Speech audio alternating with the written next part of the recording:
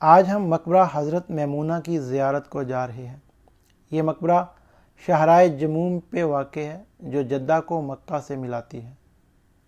اس سے پہلے کہ ہم آگے بڑھیں، آپ سے گزارش ہے کہ اگر ابھی تک آپ نے ہمارا چینل سبسکرائب نہیں کیا تو براہ مہربانی ہمارا چینل سبسکرائب کریں اور بیل آئیکن کو کلک کریں تاکہ آپ کو ہماری ویڈیوز بروقت ملتی رہیں۔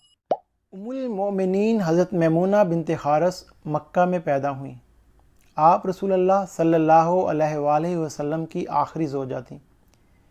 آپ کا نام برہ تھا جسے رسول اللہ صلی اللہ علیہ وآلہ وسلم نے تبدیل کر کے میمونہ رکھ دیا۔ آپ کا تعلق قبیلہ قریش سے تھا۔ آپ کے والد کا نام حارث بن خزن تھا۔ آپ کی والدہ ہند بن عوف کا تعلق یمن کے قبیلہ خمیر سے تھا۔ سیدہ میمونہ کی والدہ ہند بن عوف کی پہلی شادی خزیمہ بن حارث سے ہوئی تھی، جن سے ایک بیٹی زینب بنت خزیمہ رضی اللہ تعالیٰ عنہ پیدا ہوئی تھی، جن سے رسول اللہ صلی اللہ علیہ وآلہ وسلم نے نکاح فرمایا تھا۔ حضرت میمونہ رضی اللہ تعالیٰ عنہ کا رسول اللہ صلی اللہ علیہ وآلہ وسلم سے نکاح کا ماجرا کچھ یوں ہے۔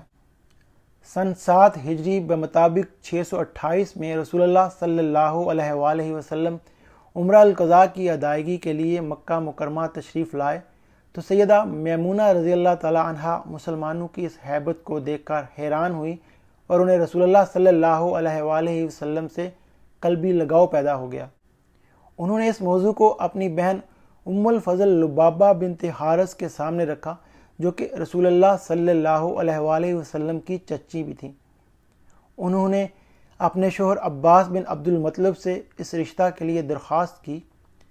عباس بن عبد المطلب نے رسول اللہ صلی اللہ علیہ وآلہ وسلم کے سامنے اس بات کا اظہار کیا تو رسول اللہ صلی اللہ علیہ وآلہ وسلم نے جعفر بن ابی طالب کو اس خواستگاری کے لیے بھیجا۔ جب رسول اللہ صلی اللہ علیہ وآلہ وسلم کی جانب سے انہیں نکاح کا پیغام پہنچا تو وہ اس وقت اونٹ پر سوار تھیں۔ اس وقت انہوں نے خوشی سے کہا، اونٹ اور اس کا سوار ان کے خدا اور ان کے رسول کی یاد میں ہیں۔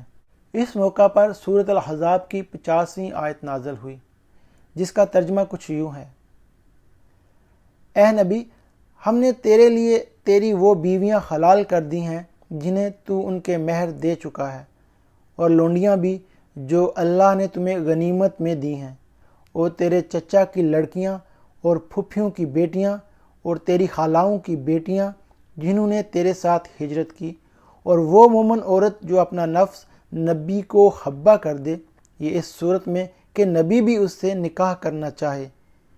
یہ خاص طور پر صرف تیرے لیے ہی ہے اور مومنوں کے لیے نہیں ہے۔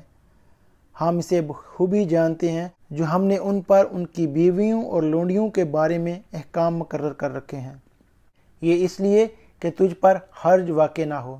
اللہ بہت بخشنے والا اور بڑے رحم والا ہے۔ سیدہ میمونہ رضی اللہ تعالیٰ عنہ نے اپنی شادی کا اختیار عباس بن عبد المطلب کے سپرد کر دیا، جنہوں نے مکہ مکرمہ سے 10 میل کے فاصلے پر، جہاں ابھی ہم موجود ہیں، مقام صرف پر آپ کا نکاح رسول اللہ صلی اللہ علیہ وآلہ وسلم سے کر دیا۔ حق مہر 400 درہم اور ایک روایت کے مطابق 500 درہم مقرر ہوا۔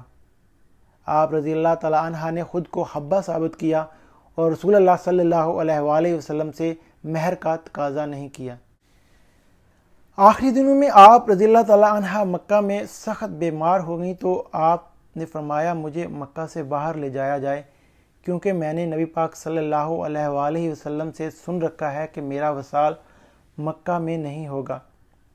آپ کو صرف کے مقام پر اس درخت کے پاس لے جایا گیا جس کے نیچے رسول اللہ صلی اللہ علیہ وآلہ وسلم شادی کے بعد ان سے ملے تھے، اور وہیں ان کا وصال ہو گیا۔ آپ کی تدفین آپ کی وصیت کے مطابق صرف کے مقام پر ہی کی گئی جہاں آپ نے وفات پائی تھی۔ اسی مقام پر آپ کا نکاح رسول اللہ صلی اللہ علیہ وآلہ وسلم سے ہوا تھا۔ اس وقت سن مبارک 80 یا 81 سال تھا۔ آپ کی نماز جنازہ عبداللہ بن عباس رضی اللہ تعالیٰ عنہ نے پڑھائی اور آپ کو لحد میں اتارا، کیونکہ عبداللہ بن عباس رشتے میں آپ کے بھانجے تھے۔ جب جنازہ اٹھایا گیا تو حضرت عبداللہ بن عباس رضی اللہ تعالیٰ عنہ کہنے لگے، یہ رسول اللہ صلی اللہ علیہ وآلہ وسلم کی بیوی ہیں جنازہ کو زیادہ حرکت نہ دو، با ادب اور آہستہ لے کر چلو۔ ام المومنین سیدہ عائشہ بنت ابی بکر رضی اللہ تعالی عنہ فرماتی ہیں، میمونہ اللہ سے بہت ڈرتی اور صلہ رحمی کرتی تھیں۔